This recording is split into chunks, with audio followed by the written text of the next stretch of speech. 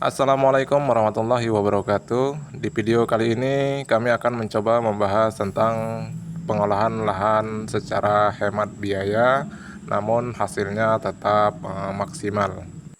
Sebelum kita lanjut ke pembahasan pupuk apa saja yang akan kita gunakan, serta bagaimana cara melakukan pengapuran yang baik dan kompos apa saja yang akan kita pergunakan.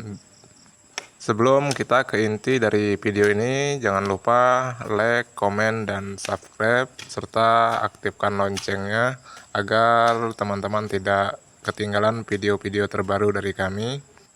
Baiklah sahabat tani semua, tanpa berlama-lama kita langsung saja ke intinya ya. Sebagaimana yang kita ketahui bahwasanya olah lahan adalah pondasi atau kunci utama dalam berbudidaya tanaman ataupun sayuran ya. Untuk lahan yang kami pergunakan ini adalah lahan dengan pH kritis, dan pada pengolahan lahan ini kami pun akan berusaha untuk menaikkan pH agar pH lebih netral ya. Pembahasan yang pertama adalah bagaimana cara menyuburkan tanah ya. Hal yang paling utama dalam melakukan penyuburan tanah ini yang terpenting adalah melakukan pengomposan secara alami dengan bahan sisa-sisa tanaman maupun gulma-gulma yang sudah kita matikan seperti ini ya.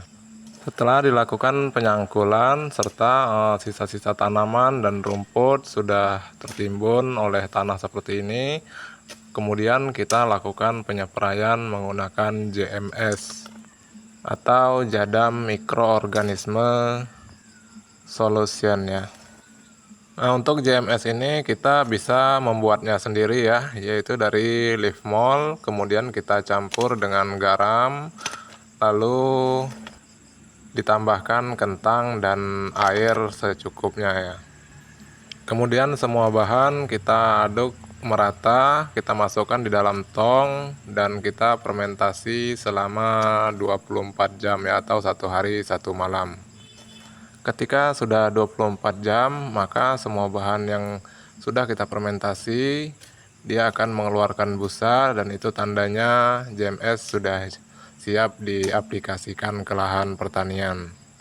Dan usahakan untuk pengaplikasian JMS ini dilakukan pada sore hari agar bakteri yang terdapat pada JMS tidak mati dan bisa berkembang biak di dalam tanah. Jika sahabat tani tidak cukup waktu untuk membuat JMS, maka sahabat tani bisa mempergunakan bakteri yang dijual di toko, bisa menggunakan E4 atau M21. Kemudian kita aplikasikan ke lahan pertanian kita ya. Cara pengaplikasian sama dengan cara mengaplikasikan JMS.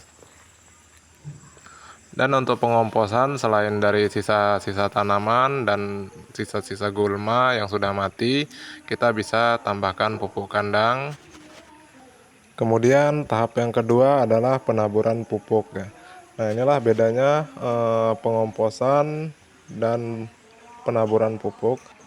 Pengomposan adalah fungsinya untuk menyuburkan tanah supaya tanaman bisa menyerap unsur hara yang terdapat dalam tanah. Nah, sedangkan pemupukan ini fungsinya adalah untuk menyuburkan atau menyediakan makanan bagi tanaman.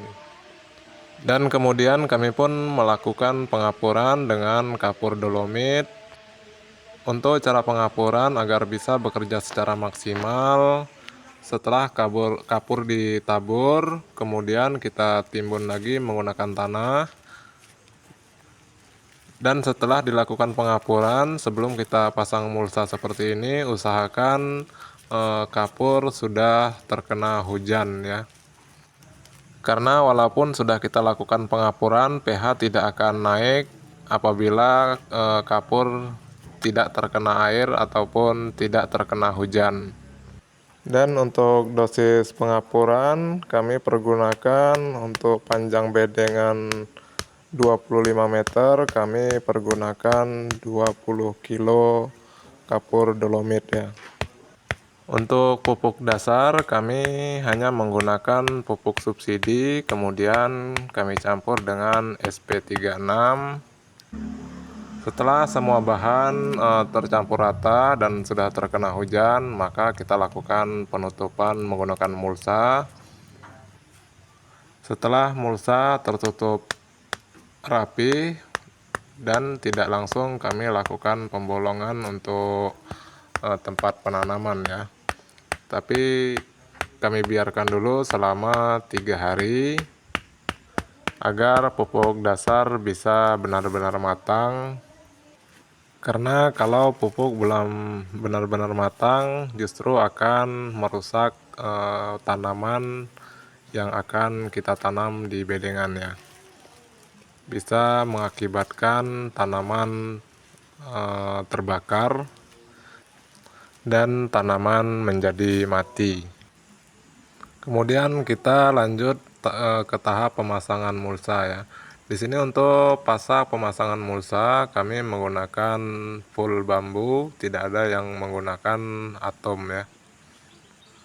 Oke, mungkin sekian dulu video dari kami. Mudah-mudahan video ini bermanfaat.